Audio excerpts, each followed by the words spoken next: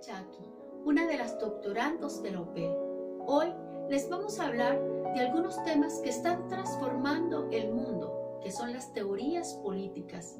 Y más adelante nos acompañará nuestro buen amigo y hermano Germán de Jesús Sarabia Puentes para dar continuidad a la temática.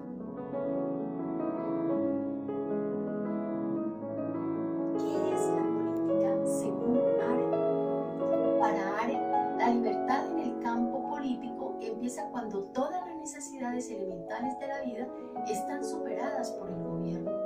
Según ella, la labor es la realización de aquellos menesteres indispensables para satisfacer las exigencias más apremiantes de la vida, como son la alimentación y la producción. El trabajo es un esfuerzo que tiene por resultado la realización de bienes duraderos, cuya finalidad es producir y llevar una vida confortable. Por lo tanto, la categoría de labor y trabajo están subordinadas a la necesidad, lo que implica ausencia de libertad, pues son actividades propias del mundo privado y son ajenas al mundo público. Por otro lado, la acción es un tipo de conducta espontánea, libre, que no está sometida a las necesidades materiales. La libertad en el campo político empieza cuando todas las necesidades elementales de la vida diaria están superadas por el gobierno. En el mundo político se ha dado en el campo de la violencia. Para el hombre contemporáneo, las guerras, las revoluciones constituyen el momento culmen de la vida pública, teniendo en común el signo de la violencia. Bajo la perspectiva de Arendt, dice que la política tiene que ver con el Estado y que los fines y medios también son de ella y son antipolíticos.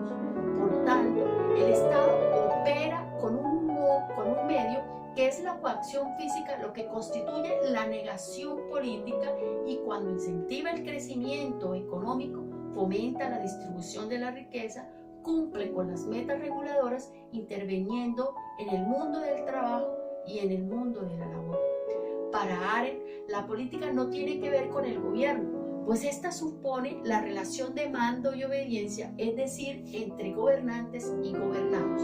La política ha sido desvirtuada, por lo que urge restaurarla, pues ha sido confundida con la violencia.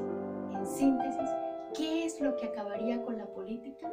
La violencia, porque terminaría con la vida humana y porque constituye la negación del poder, la acción y la libertad.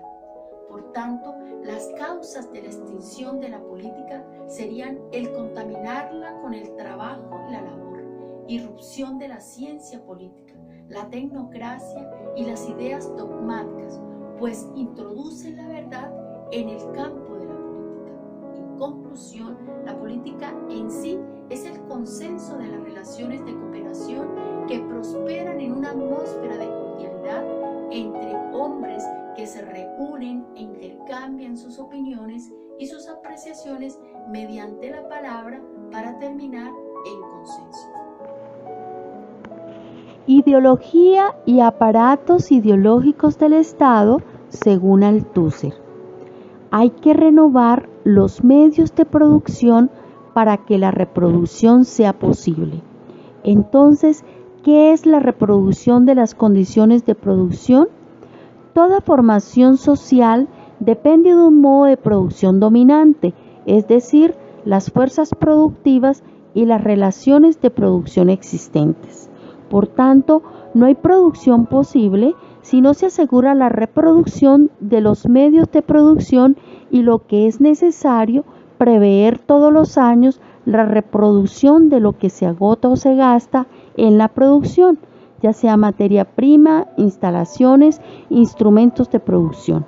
Por otro lado, la reproducción de la fuerza de trabajo se asegura dando el medio material para que se reproduzca el salario como capital mano de obra, que representa el valor producido por el gasto de la fuerza de trabajo del asalariado, ya sea vivienda, vestimenta, alimentación, para que estén en condiciones de volver a presentarse a la mañana siguiente a la empresa a trabajar. De igual manera, las fuerzas de trabajo deben ser competentes para el proceso de producción.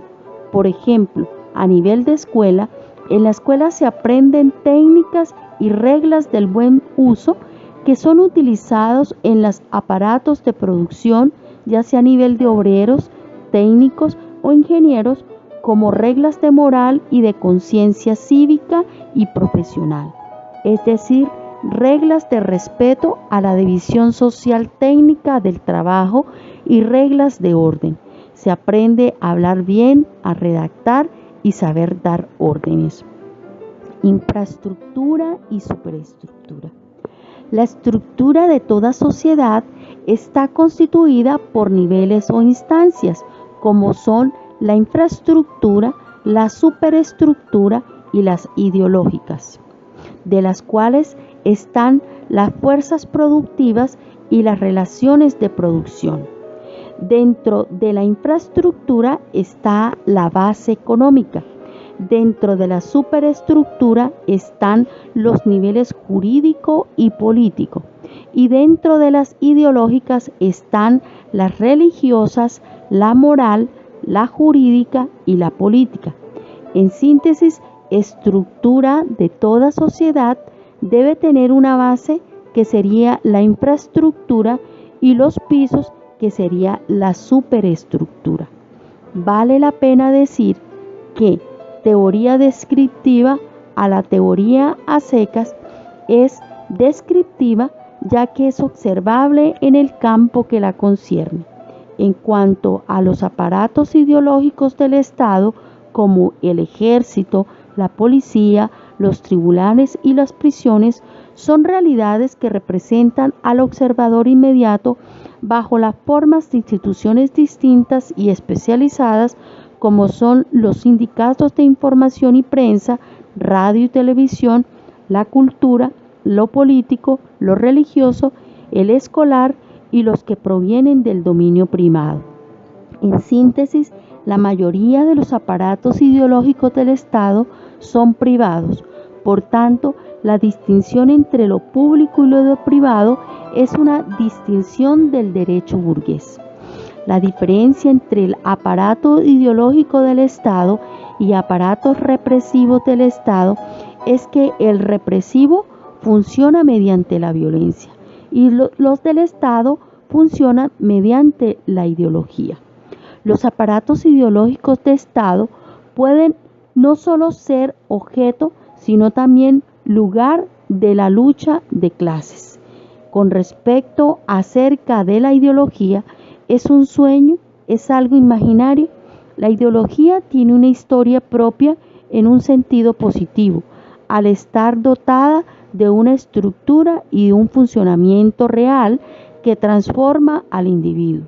Por tanto, las ideologías no nacen en los aparatos ideológicos del Estado, sino que son el producto de las clases sociales. Cuando luchamos por el medio ambiente, el primer elemento del medio ambiente se llama la felicidad humana. La microfísica del poder por Michael Foucault. Para hablar de microfísica del poder, debemos conocer la genealogía de los valores de la moral, del ascetismo y del conocimiento, en la cual se necesita de la historia para saber su origen y así reconocer los sucesos, sus sacudidas, sus sorpresas, sus victorias, las derrotas, para poder juzgar y poder reconocer en todas partes y así dar a conocer todos los desplazamientos pasados, la forma de reconciliación. Por tanto, creemos que nuestro presente se apoya sobre intenciones profundas y necesidades estables y no en debilidades. En síntesis, el querer saber que no nos distancia de nuestras raíces para convertirnos en reglas de la razón y en sujetos de conocimiento que nos destruyen por la voluntad propia del saber. El hombre es una invención, cuya fecha reciente muestra con toda facilidad la arqueología de nuestro pensamiento. Ciencia y técnica como ideología según Habermas. Aquí se aborda el papel de la ciencia y de la técnica en las sociedades industrializadas como una élite gobernante en las cuales se han convertido en un sistema de pensamiento autónomo para dominar y controlar la naturaleza y al hombre, para que los asuntos humanos se tornen en problemas técnicos y ya no políticos, pues al ideologizarse tratan al hombre como un asunto técnico. Estas ideologías son producto de la burguesía para legitimar el nuevo modelo racional de denominación social que es el capitalismo, cuya finalidad es mantener el sistema de producción basado en la innovación y autorregulación del mercado. Para Habermas, este nuevo estado social de ciencia y técnica son programas sustitutorios como medidas de compensación en las cuales se convierten en una nueva ideología.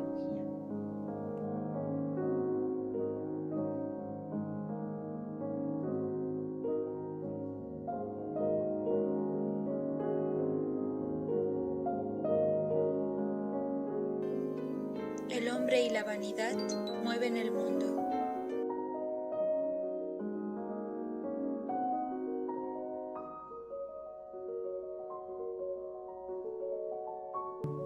Analiza el funcionamiento de los manicomios, las cárceles, los hospitales y los asilos de ancianos. Estructuras que los llevan a redefinir los sistemas de poder instaurados y aceptados socialmente. Lo fascinante de las prisiones es que por una vez el poder no se oculta ni enmascara.